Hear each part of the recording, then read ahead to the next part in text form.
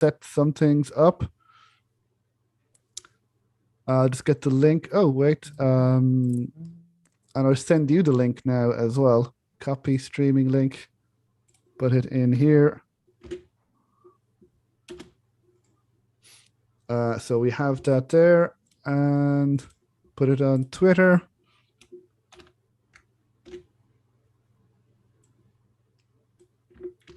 And on Discord. And is it okay if I tag you as well on Twitter? Yeah, of course. I probably should have asked that first. It's okay.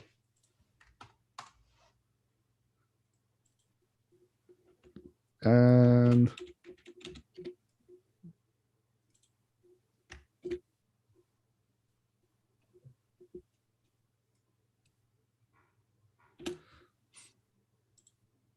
okay, so now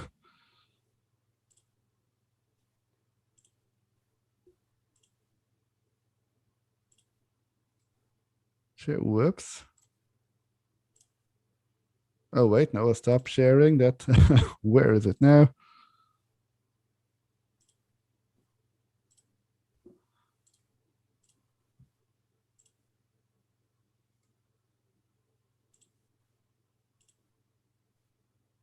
Okay. So are you ready then? Yeah. So okay, so I am here with Rowie from Kingblade Devs, Kingblade Games rather. You're working on your game. Do not buy this game. That is the logo that people should see. But I'm going to hope to try and convince people to at least try out the demo. Yeah, I think that's fine, you know. So we will see. So first of all, how are you doing, Rowie? Are you doing okay? Yeah, I'm doing great. How about yourself? I'm doing very well, thanks. It's a pleasure to have you on. I tried out the demo, and despite the best attempts of the creator of the game, I really, really enjoyed it, and I'm delighted to speak to you. Oh, that's great then. So otherwise, this would have been an awkward conversation, I think. It definitely would. Now, I don't know how many people are here. I am just going to check the. So we are live on YouTube. It is the second live interview that we are doing. Sorry, my apologies. I'm just going to stop sharing for a bit because I should probably set this up better. We are live on. So I think the creator is trying to stop me from from talking about the game. He will not succeed. Don't worry about it. We've got plenty of tricks up our sleeves. Okay, well, we have Amy Tant, who's said howdy. So she has not bought the game, and she's trying to demo. Seems we're playing by the rules. So hello, Amy, and hello, everyone else. What we're going to do, we're going to try something a little bit different. So I am sharing the screen. So apologies again. Well, to Amy and to anyone else watching, I'm going to play a trailer of the game so that people can see what this game is about and see if you want to buy the game or not based on the trailer. I think despite the creator's best intentions, you probably will want to buy the game. But are you ready to show the trailer, Rowie? Yeah, well, I think it's a good time to play it. Perfect. Okay, so let us then play the trailer of Do Not Buy This Game. What a cute dog. Oh, hey, what are you doing here? A trailer? Oh, of course it's ready. So I think it should be right. Yeah, I'll go get it for you. So please, just wait 30 seconds. I didn't make a trailer! Okay, hey, don't panic. Let's just capture something from the game.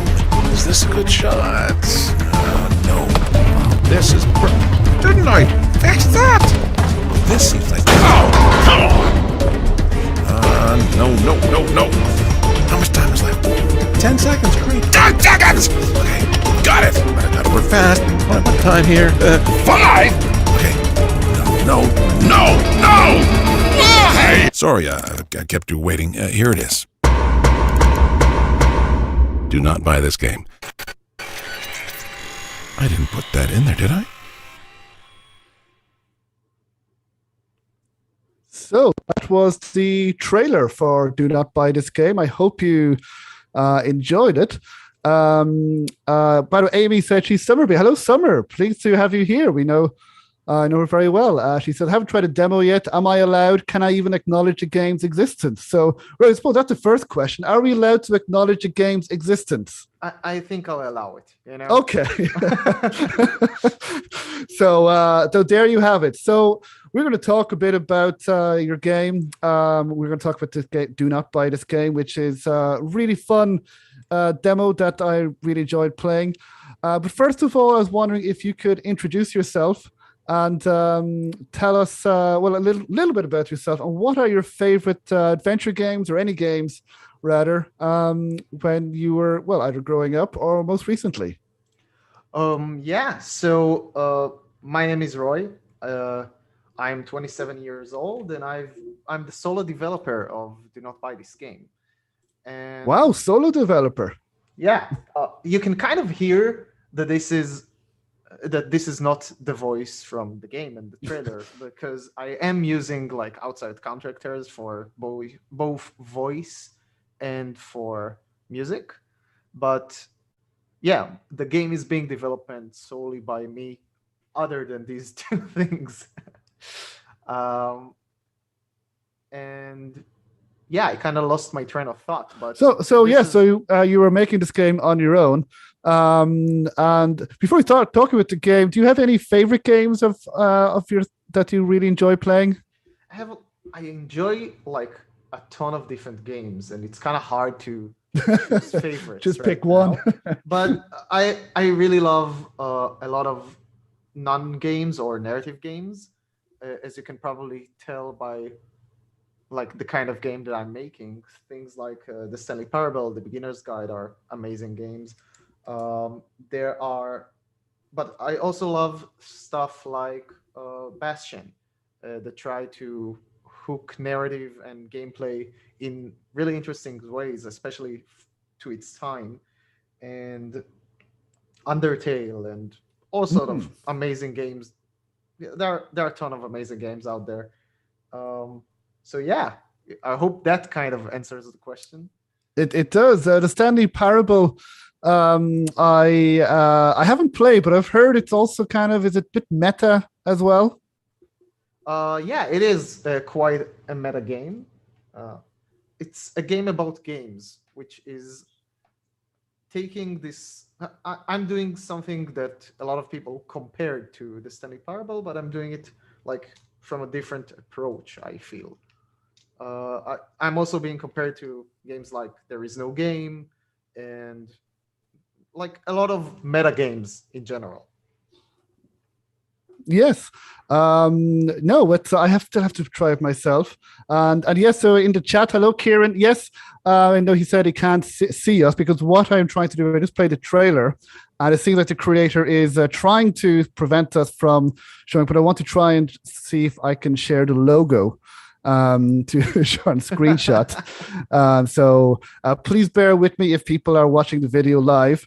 But yeah, no, that does answer the question very, very well.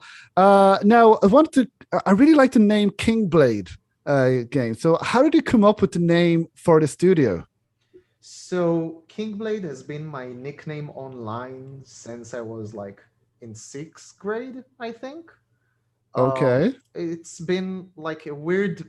It's like the dumbest thing ever. I played an MMO called Fly for Fun back in the day, and I had to choose a nickname for myself. And this was one of the first times that I had to do something like that online because I was kind of just starting my life online. And there was a class, a subclass in this game called Bladers, which could use like knives and swords and stuff like that. And I was really looking forward to play the Blade class. So I decided to call myself Kingblade. And from then on, it kind of stuck with me. And it kind of like, I don't know, it just stuck. And a lot of my friends know me as Kingblade, and a lot of people online know me as Kingblade. So I decided when I opened my studio to call it Kingblade Games. Uh, yeah. I mean, it's a pretty cool name. I mean, Thank out you. of out of the names, it makes you sound like kind of, at least to me, like a warrior, kind of like going into battle to. Well, I mean, either that you're a king with a blade, or you're going to depose a king. You're Yeah. set to to kill the king. So that's kind of why the name stuck over the years, I guess. No, absolutely. No, it's. I mean, it's a pretty, evocative name. It certainly stands out, at least to me. No, so then obviously you named your studio then after the nickname. Yeah. Cool. And then how did you? Well, first of all, what can you tell us about this game? Because it's certainly a very, I think, unique game. Now, Kieran also mentioned in the comments that it immediately reminded him of the game There Is No Game, which was his game of the year. But it's in first person, and he said it looks hilarious. It looks great. But first of all, what can you tell us about this game, your game? Do not buy this game. And how did you come up with the idea for this game? Yeah. So a lot of people compare this game to a lot of games, as I told you, but Mm, generally, I haven't even heard about There Is No Game until like I worked on this game for half a year, uh, which was quite a weird experience to see something that is very similar in concept but very differently executed, uh, kind of being developed as I'm developing my own game. But uh, I came up with this idea after I worked on a different game for around a year and a half. And when and I had to abandon this project because it wasn't going in all that well. And I really loved that project, but I couldn't see myself publishing it anytime soon, and it needed tons of resources to not be anything viable that would put actual food on my table at the end of the day. mm. Uh, which is important if you're a human being, I feel, you know? Of Uh, course, we all need food. yeah, so I kind of had to stop and think about something else that I should make. And in that process, I decided to create Do Not Buy This Game, which is kind of taking the experience of trying to create something and failing in it, and trying to make this a game, trying to create a game about the hardships of game making, but also doing this in a way that is actually fun and not just depressing. Uh, but it's a mixture of both, right? Because as you can probably tell from the demo, and for those of you listening that haven't played the demo, just like shut your ears for like 10 seconds. Um, the demo is actively trying to prevent you from, reaching this button, and you go from haha funny to at the end having some kinds of Mm. emotional journey. So that's kind of what I envisioned for the game. It's going to be a mixture of both. And I feel that comedy is an amazing tool to actually make players care. Um, so yeah, that's kind of how I came to this game. Great. Yeah, it seems to be working so far. Now, my sincere apologies, but I just realized that I forgot to click record. So now we will not go, but we don't need to start again. We can continue, but I'm just going to stop sharing for a second. So, and there Can't you we like go. download it from the? I think there might be a way anyway, but apologies because I was so focused on setting up the video that I forgot to. We are recording now, but we can continue on now anyway, and I will share the logo now again. So apologies, people watching. This there we go. So yes, so we're recording now, and hopefully we can download it now again. But yes, you were saying that that with comedy, so this game, there are a range of emotions because again, I don't know how much you want me to reveal the demo, but I felt bad for the creator then during the game, and yet I still did some kind of evil stuff. Yeah, it's kind of allowing you to be, I don't know, yourself with repercussions, I feel. Mm. Um, which is fun and interesting, at least in my opinion, you know? No, absolutely. It's you can still kind of be yourself and think, oh, it's funny, and then there are parts. But then I kind of felt bad when the creator kept saying, "Oh no, don't do this! You're ruining my life here." So we should probably. I don't know how much you want to say what this game actually. Yeah, go ahead. Sorry. So I feel like we should approach this as if people played the demo. Right? Okay, so Because, you've heard if we will approach it as if you played the demo. Now, it's very short. I'd recommend people try it out. It's like a 15-minute experience, and it's a prologue to the main game. So even if I'm spoiling the demo right now or stuff like that, the main game is completely different. It starts differently and all. It's not like a big spoiler or anything. It's basically the experience of what happened before the player bought the game. That's like kind of how I approached the demo, because making a demo for something that is very narrative based is weird. You can't really, here's a slice of the game and just end it somewhere. So I decided to create something special for people that are trying this, to see for themselves if this sort of experience is interesting to them, and not if the main game is interesting specifically. Yeah, well, it's certainly an original idea that trying to get a creator to stop you from buying this or from the demo's point to stop the press button. I mean, look, I see a red button. I want to press red button. Yeah. That's Now Kira just said in the chat that it's very fun to be disobedient as a player, which it certainly is, at least in the demo. I guess what can you tell us about? So this is before you buy the main game.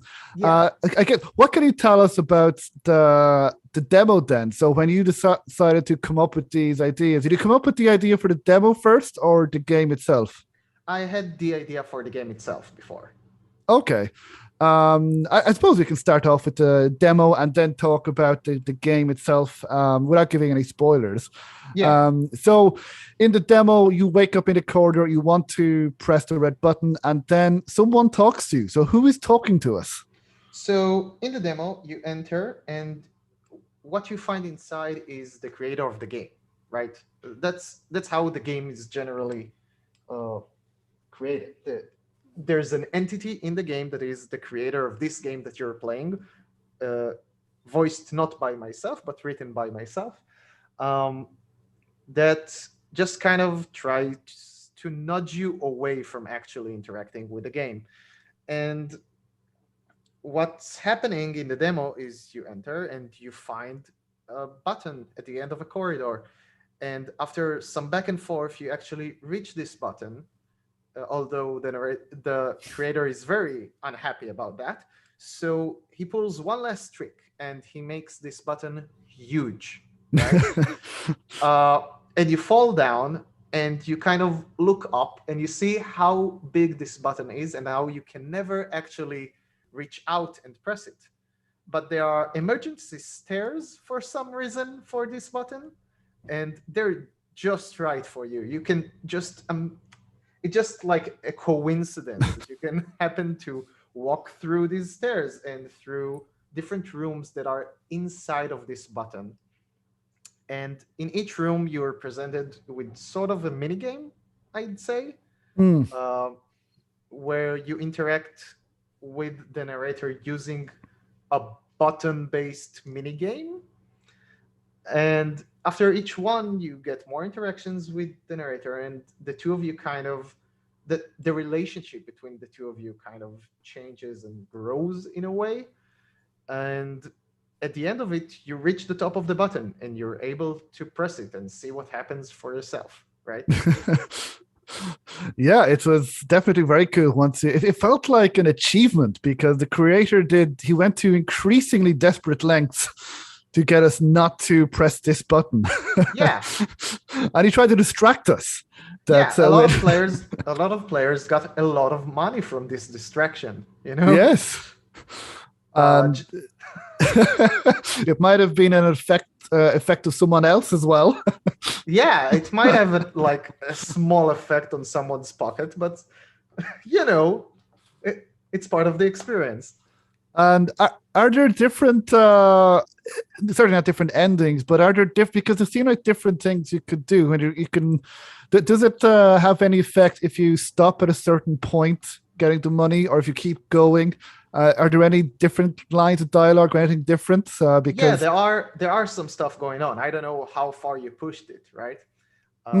I went to the very end, and I think then some. I went to minus figures. Okay, so if you went to the minus figures, then you've seen all the lines for that particular thing, because he kind of leaves the room.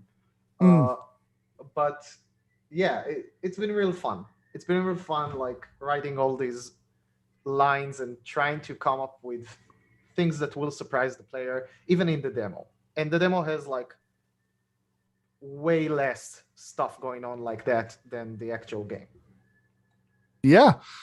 So what kind, for people maybe who haven't played the demo, what kind of game is it then? How would you describe it? So I describe it as a comedy walking sim where the game is being built as you play it. Which is certainly very unique. I don't know any other game like it.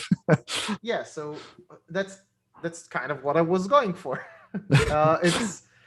It's an experience where you try to like push against the game and the game pushes back.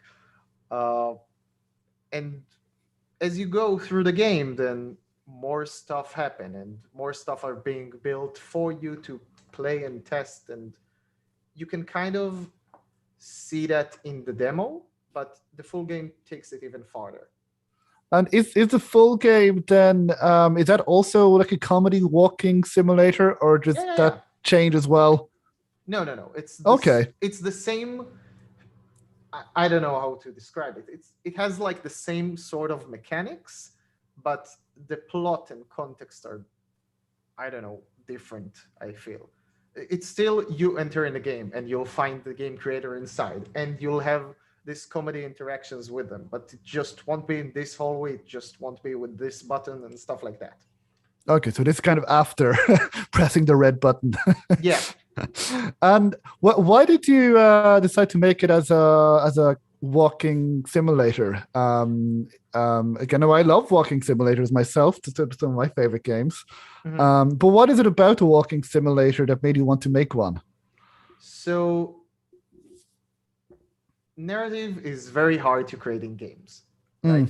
Not only because narrative is hard to create everywhere, but also because games have a lot going on that is not narrative.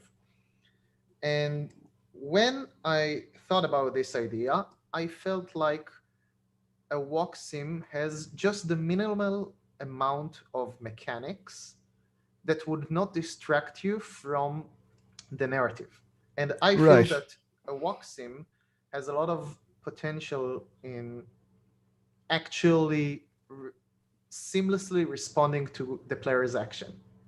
Because as a player, you can mostly do two things: walk around and at best press an interact button, right?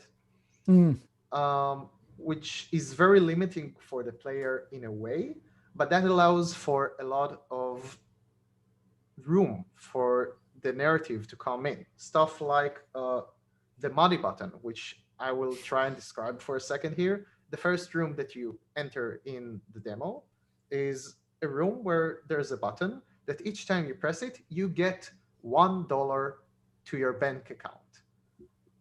It's a real dollar coming to your real bank account, I swear. So really, that's good. So we can get rich playing this game. Yeah, that's how it works. I think that's what I was told. Anyway, the narrator presents it as such, and you're stuck in this room and you have nothing to do but to press this button. And you press this button a few times, and then the narrator gets a phone call. And that phone call is very simple. It's from his bank, and apparently something went wrong with his code. I'm not sure what he did there, but apparently every dollar you get is coming from the creator's bank account. So Oh dear. so he puts up a screen showing you his account balance, and every time you press, you see it go down. And after a few presses, he's like kind of giving up on you staying in this room. You probably have better places to be in. Maybe approach this big red button you desire so much.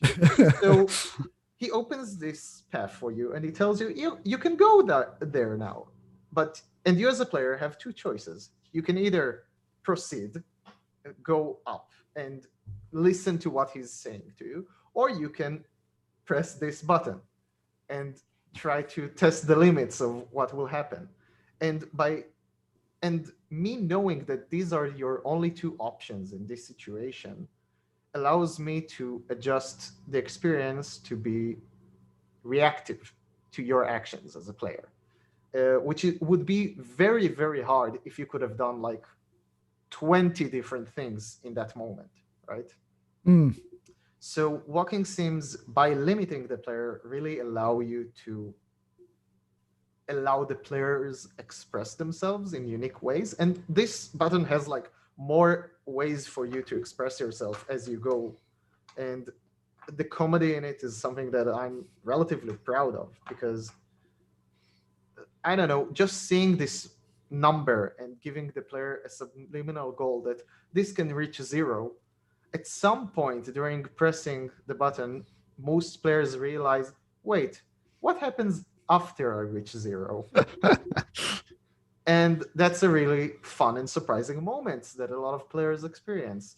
And yeah, that's kind of why I really like this genre, at the very least as a developer, right?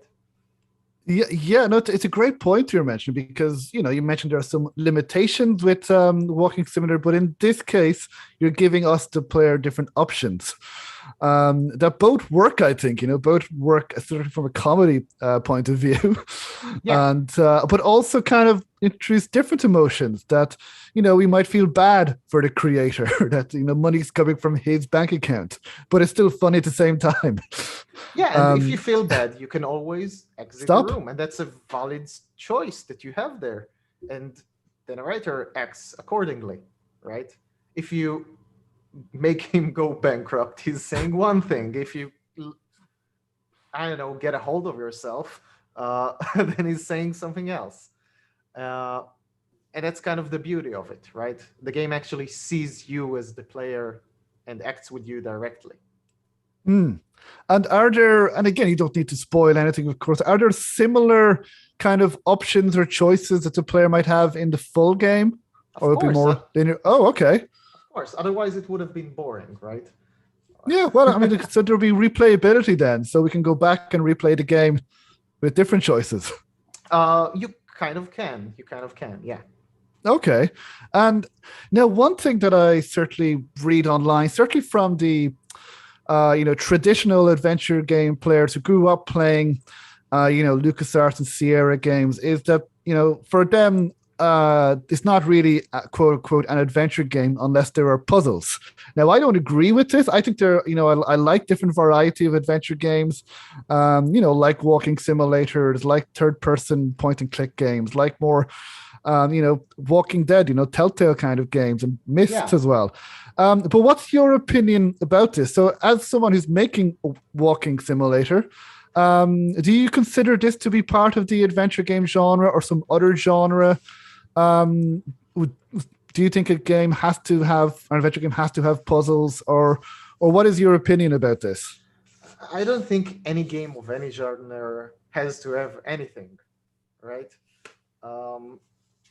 Part of the fun is that you're able to, as a developer, a lot of the time trying to subvert stuff is really what it's all about. So I'm not saying puzzles aren't going great in adventures games, because they are, uh, but I don't think that you have to have them, or at the very least, I don't feel like it otherwise betrays the heart of what players love in adventure games, right?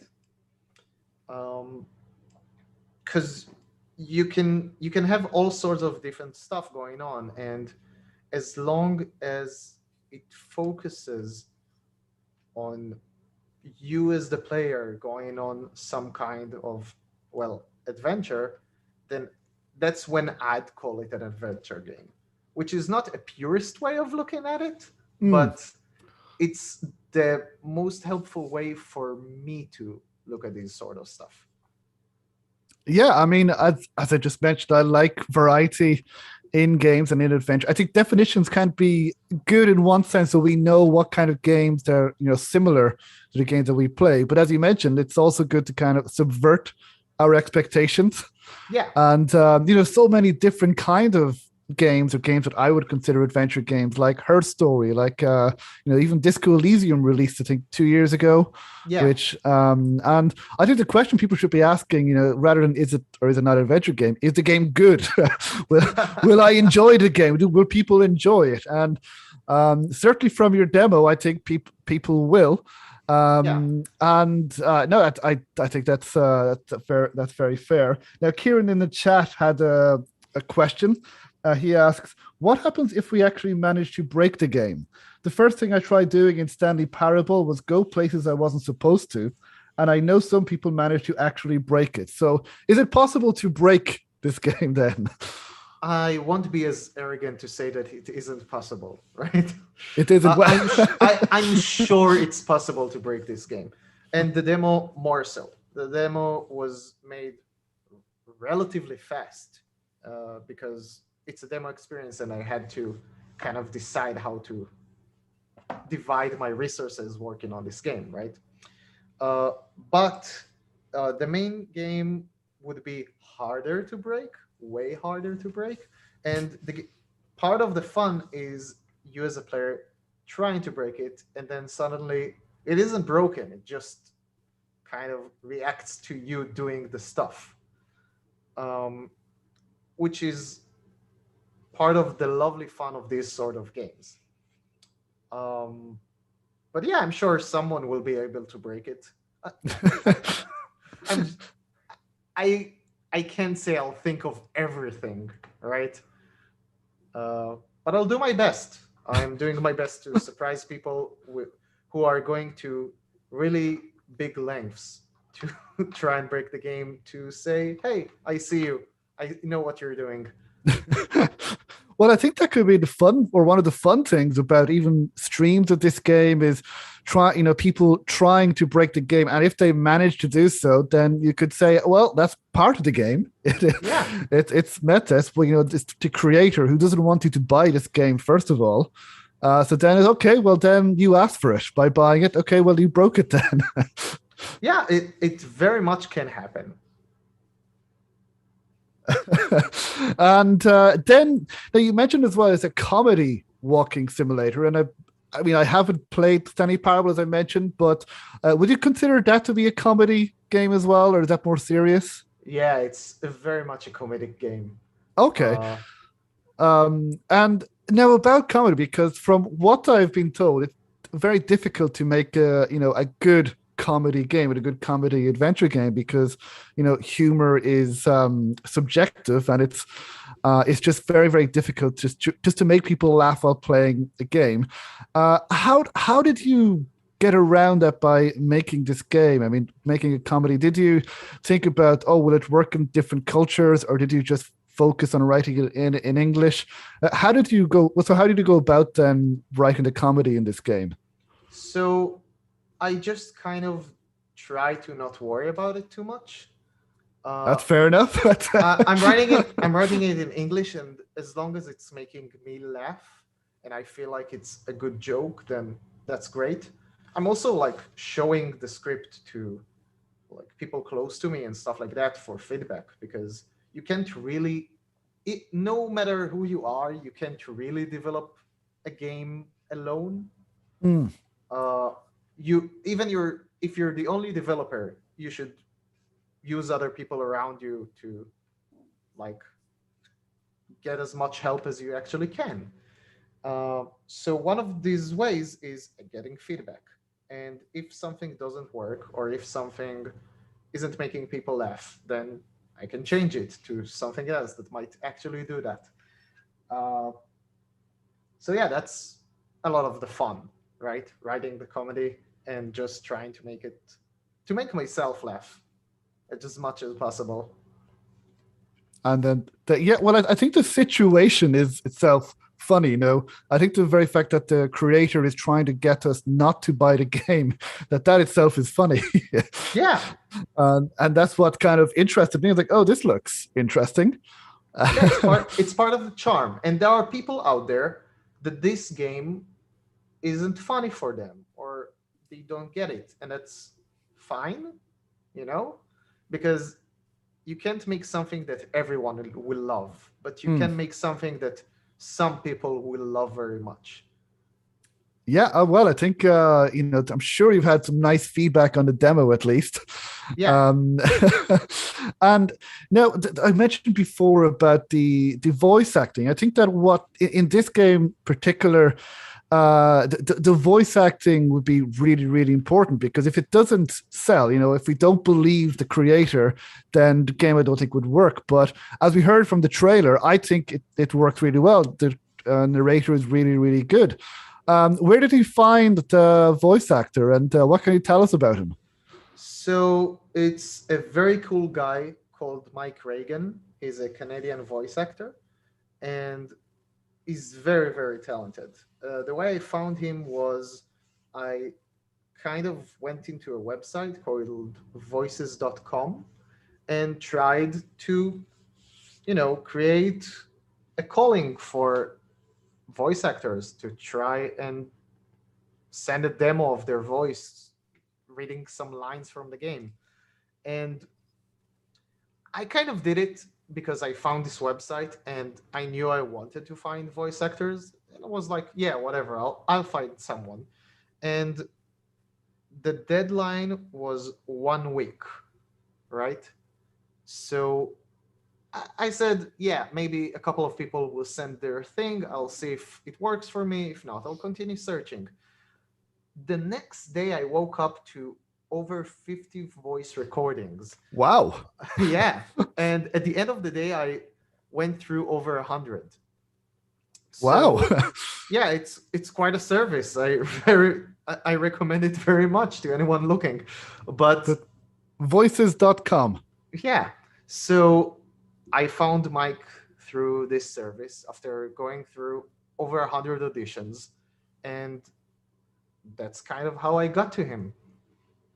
And he's very, very lovely person. He's very funny. He got to the game pretty much right away. Yeah. And did anything about him strike you more than the others? So was there anything particular that you liked about his voice, or about the way he read the lines? He got the character. When I went through all the tapes, I kind of looked for, okay, who's doing this well, right? And you kind of filter everyone and try to find those that you like. And at the end of the day, I got to a lot of people that were very talented and I really liked, but I tried to sort them to different sorts of narrators, and to see which ones would be the best in their type. And after all this filtering, I came out with like 3 different options for narrations that were completely different. And at the end of the day, I decided to go with him because both of his understanding of the character through only these few simple lines of dialogue, and because of the quality of his voice that feels very much, I don't know, both professional and close to you at the same time, if it makes any sense. Yeah, I think so. Yeah, that he just feels close, kind of like I don't know, like a friend maybe. Yeah, but he's a Is very that what? authoritative friend in a Yes. way. um, no, I mean definitely. As I mentioned, his voice does stand out, and he really helps sell the game, even though it's maybe not what the creator would want. But Yeah. he goes against what he wants. But it's he's very very funny. But then he gets kind of the emotion, as we said, when the money's coming out of his account. It's funny, but I also felt kind of bad for him, and it's because he sells it really well, and the writing is good as well. Thank you. And then I think we mentioned this game as well. I don't know if we spoke about it before recording. Not sure if I asked you this while we're recording, but did you yourself play There Is No Game? I mean, the two games are very different, but they're both meta kind of like this. Have you yourself played There Is No Game? I didn't get the chance to try it out for myself. I did see like a video of the first couple of minutes, which was very funny. Mm. Uh, and it looks like a very high quality game, uh, but I haven't got to it yet. Okay, so I mean, it's a coincidence then that these two meta games exist. So we can't say that you got the idea from There Is No Game. Yeah, I seriously did not. No, it's. I mean, as I said, they are very different. Once you get down to play this demo, you realize, oh, this is quite different. Yeah, I'm trying to create something that is new in a lot of ways. It there are similar things to it, but I'm trying to take a different approach and to try and I don't know, push the medium as far as I can push it. Yeah, and I think based on the demo, you are now. You mentioned this is on your own. I'd say that the demo at least looks really, really good because even though there's these corridors, it does look of high quality as well, and it's really original how you're building the game as you're playing it. Yeah. How did you go about making it? What engine did you use, and how did you go about making the game? So I'm making this game in Unity engine, uh, and it's kind of hard to describe how I make it because I kind of It's a sort of very general just question. I know. yeah, I kind of just do, which is unhelpful, but but yeah, that's the reality of it. I kind of just like open a new project and code stuff and model stuff and all this sort of stuff that you have to do to actually make this game. But the first thing I actually do is uh, start with a draft of the script. Start with like where I'm going, what points of interest are you going through in your journey until you actually reach the ending, and yeah, that's the thing. And from there you flesh it out. You create the voice lines. I read them myself to test them in game and see if it works. After that, I work with Mike to add his take on them, and so on and so on. Okay. Yeah. So you kind of do you have it all planned out now, or are you still adding new things, new structure to the game? The general structure is all planned out, right? And there are parts that are very fleshed out, but stuff are changing as I go because of playtesting, because of feedback. Um, but yeah, or sometimes I just get an idea I really like and I shove it in there. No, that sounds good. And I can't remember as well. If you mentioned, are you doing? Is there any music in the game at all, or are you doing the music, or is somebody else doing the music for this game? So the music is being done by a friend of mine. Uh, it's he's called Jazz Fez online. If you'd like to search him up, Sure. and he's a very talented musician that just kind of I decided to hire to do contract work for the game because I really love his stuff. Okay, yeah. Well, it just was. It again. I really enjoyed it in the demo, and don't know if you can mention this if it is a spoiler, not of the demo. But why? The probably the what people might be asking first is why does the creator not want us to buy this game? Are you able to answer Ooh. that, or is that a spoiler? I think that falls under the spoiler category. Okay, so we will have to find out ourselves by playing either the demo and then the game.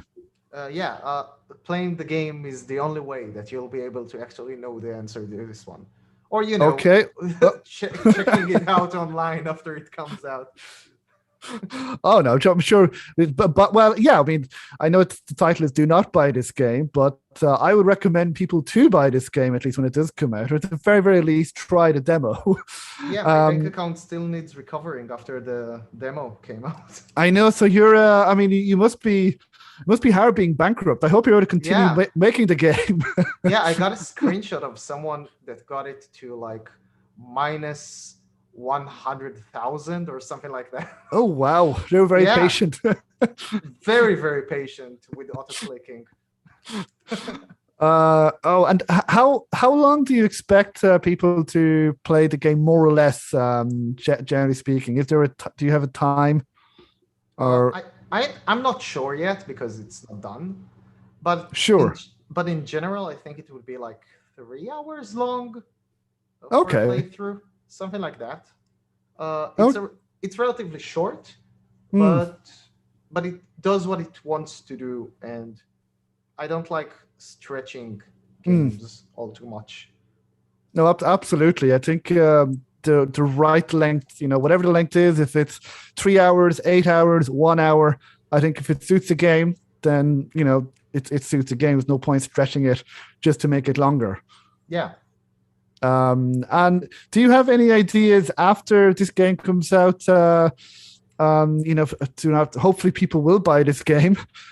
Do you have any ideas for any other games that you might like to make? Not really. Like I do have a lot of ideas, but I don't know what I'm going to work on after this one. Okay, and when do you plan? Do you have any idea of a release date, or just when it's ready? When it's ready. Perfect. This year, next year, 2 years? No. I'm trying to probe. No. No, no. Okay, I, I tried. Honestly, it's because I don't know, right? Yeah, sure. That's fair enough. As long as it's not ready, then I can't really release it in good conscience, and it would only be ready when I feel like the game is good, and I don't hesitate to go back and change stuff because I feel that they are not as good as they should be. So yeah, Sure. that takes time. Sure. And I mean, as a creator, because I've heard from other creators, other developers, do you think you'll ever feel like that? Because I know other people have said that they always want to add stuff to their games or their creations as well. So do you think you'll ever feel like that? That it'll be ready? Of course, I feel that it's ready. I do have the structure for it, and this Okay. structure is not something that I budge on. The thing is that some parts of it may change over time. Some parts of it are getting feedback from players, and then I have to go and act according to this feedback. And sometimes this feedback can be harsh, and that's part of the process, right? So, but I'm not willing to work on this game for 10 years now.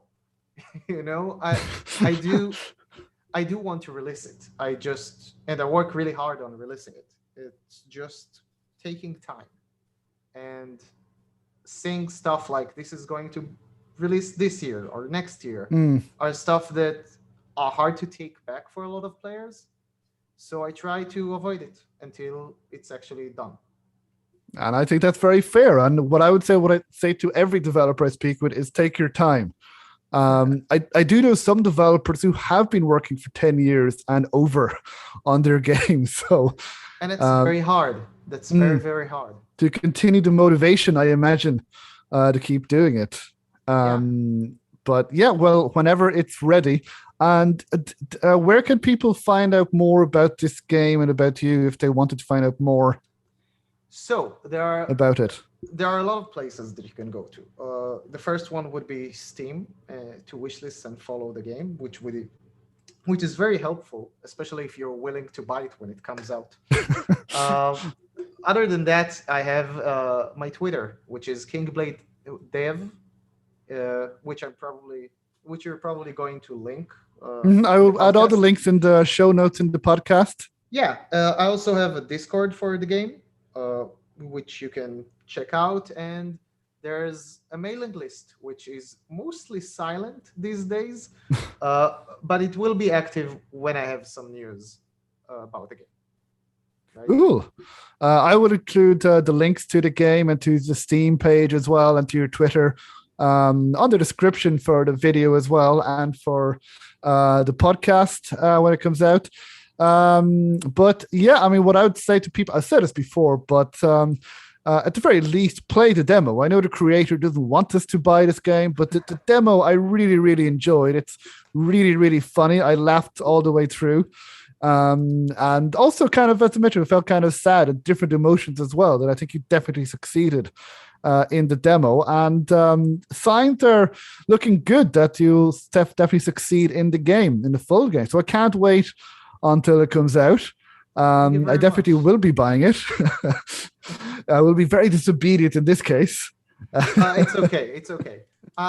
The creator inside the game and me are different people. Oh, they're different people. Okay, Yeah, so you okay. want people to buy this game, but the creator in the game doesn't. For some reason, I don't know why. We'll have to find out. Yeah.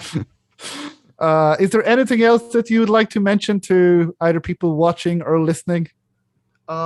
Just thank you for your time and for checking this game. It really means a lot. If you have like anyone that you feel will be interested in this game, then show him. And yeah, that's pretty much it. I definitely will indeed. I'm sure we'll be discussing this game on the podcast at a later time as well. Thank you very much. So, well, thank you, Rowie. It's been an absolute pleasure speaking to you. Thank you for the people in the live chat on the video. Thank you to Summerbee and Kieran as well. And thank you to everyone who is either watching or listening. And yeah, so don't forget, when this game is available, do buy this game. I would say.